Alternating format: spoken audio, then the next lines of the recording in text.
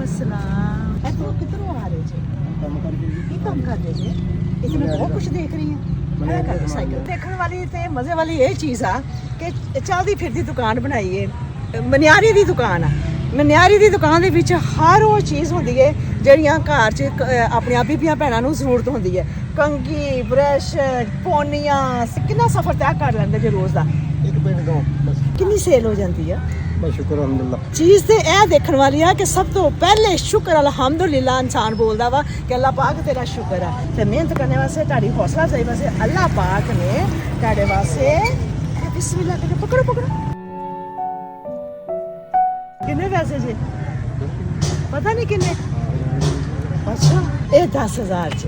ਅੱਲਾਹ ਪਾਕ ਤੁਹਾਡੇ ਵਾਸਤੇ ਆਸਾਨੀਆਂ ਕਰੇ। ਅੱਲਾਹ ਪਾਕ ਸਾਡੇ ਵਾਸਤੇ ਵੀ ਆਸਾਨੀਆਂ ਕਰੇ ਕਿ ਅਸੀਂ ਇਸੇ ਤਰ੍ਹਾਂ ਬਾਹਰ ਨਿਕਲੀਏ ਔਰ ਐਸੇ ਹੱਕਦਾਰਾਂ ਦੀ ਖਿਦਮਤ ਕਰੀਏ।